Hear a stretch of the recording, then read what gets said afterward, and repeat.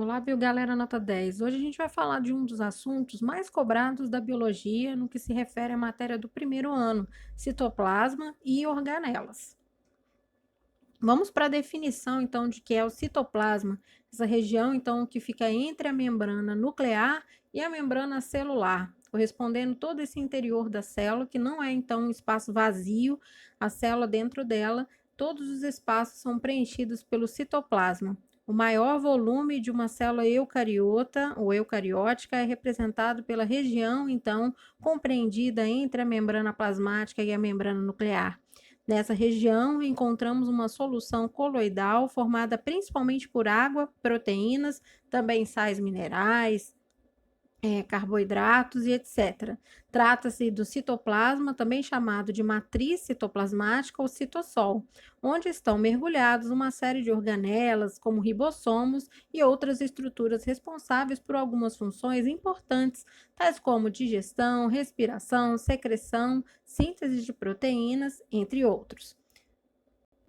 Esse aqui, então, seria um mapa, então, uma figura representativa do citoplasma de uma célula eucariota. Lembrando que na célula procariota, o citoplasma não tem essa diversidade de estruturas. O citoplasma na célula procariota, ele vai ser o local onde está imerso o material genético e também poucas estruturas. Por exemplo, a única organela presente no citoplasma da célula procariota são os ribossomos. Mas na célula eucariota, o citoplasma então tem esse aspecto cheio de estruturas onde cada uma é destinada a uma função específica. E aí vamos falar um pouquinho sobre essas estruturas destinadas a funções específicas. Uma delas é o retículo endoplasmático. Ele é formado por um sistema de membranas intracelulares. Ele é dividido em dois tipos de acordo com a presença ou não de ribossomos. O retículo endoplasmático liso ou agranular faz o transporte e armazenamento de substâncias e também é responsável pela síntese de lipídios. Ele é formado por um sistema tubular que, por esse motivo, ajuda no transporte porque ele percorre quase que todo o volume do citoplasma. Já o retículo endoplasmático rugoso, granular, o ergastoplasma, é responsável pela síntese de proteínas e tem aderido nas suas paredes os ribossomos. Ele é formado também por um sistema de vesículas, que também, então, percorre quase que todo o volume do citoplasma, atuando também no transporte, né, de substâncias no interior da célula. Os ribossomos que estão no retículo endoplasmático rugoso normalmente produzem proteínas que vão ser exportadas para fora, secretadas para fora da célula. Já os vacúolos são estruturas de armazenamento que podem ser classificados em três categorias principais. Os vacúolos digestivos, relacionados então com o processo de digestão intracelular. Os vacúolos contráteis ou pulsáteis, que ocorrem principalmente em protistas de água doce, participando do controle osmótico desses organismos, ou seja, do controle de água. E o vacúolo de suco celular, ou também chamado de suco alimentar, mas esse nome não é muito mais utilizado, encontrado exclusivamente nas células vegetais, que são delimitadas por uma membrana lipoproteica, chamada de tonoplasto. Esses vacúolos de suco celular desempenham importantes papéis na célula vegetais. São estruturas exclusivas que atuam no preenchimento de espaço, aumentando o tamanho da célula vegetal e também no armazenamento de substâncias, principalmente de água, atuando então no equilíbrio osmótico. Já os lisossomos são bolsas circundadas por uma típica membrana de bicamada lipídica e cheias de grande número de pequenos grânulos que são agregados proteicos de enzimas hidrolíticas digestivas, capazes de digerir diversas substâncias orgânicas. São originados a partir do complexo de Golgi, agora chamado de Golgiense, e estão presentes em praticamente todas as células eucariontes. Então, lisossomos fazem sua função principal digestão, então, intracelular. Já o complexo de Golgi, chamado agora de Golgiense, é uma organela composta por sacos achatados, chamados também de dictiossomos, e por vesículas formadas a partir do retículo endoplasmático liso. Ele exerce muitas funções, entre elas a formação do acrossomo, presente no espermatozoide, formação dos lisossomos, organelas relacionadas com a digestão intracelular, e também secreção, saída de substâncias da célula.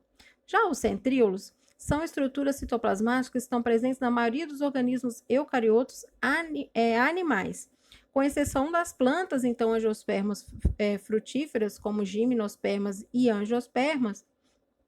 No caso, né, das plantas angiospermas, plantas frutíferas, o centríolo é um cilindro cuja parede é constituída por 9 conjuntos de 3 microtúbulos e geralmente ocorrem aos pares nas células. Ele é responsável também por uma série de funções, entre elas a divisão celular e a formação de cílios e flagelos. Centríolos, então, gente, estão sempre associados às células animais. Dificilmente a gente encontra, então, centríolos em vegetais superiores. Já os ribossomos é a única organela presente em qualquer tipo de célula, qualquer célula tem ribossomo. Eles são os locais onde ocorre a síntese de proteína. Eles não são limitados por membranas e, portanto, ocorrem tanto em procariontes quanto em eucariontes. Eles são unidos pelo RNA mensageiro, eles formam uma estrutura chamada de polissomo, que aí é onde vai acontecer, então, todo o mecanismo de produção de proteínas. Já os peroxissomos são encontrados em todas as células eucarióticas e são especializados no processo de reações oxidativas, em termos físicos, semelhantes aos lisossomos, mas diferem deles em 2 aspectos importantes. Acredita-se que eles sejam formados por autorreplicação, talvez brotamento do retículo endoplasmático liso e não pelo complexo golgiense. E além de conterem enzimas que degradam gorduras e aminoácidos, tem grandes quantidades de enzimas chamadas de catalase, que convertem o peróxido de hidrogênio em água e gás oxigênio, né? A água oxigenada ou peróxido de hidrogênio, ela é tóxica. Então, os peroxissomos têm essa catalase que degrada, então, esse peróxido de hidrogênio ou água oxigenada em água e oxigênio, que não são substâncias tóxicas, obviamente. Já as mitocôndrias, uma das organelas mais famosas, são responsáveis pelo processo de respiração celular. Elas apresentam um sistema duplo de membranas com a presença de DNA, por isso elas têm um processo de autoduplicação.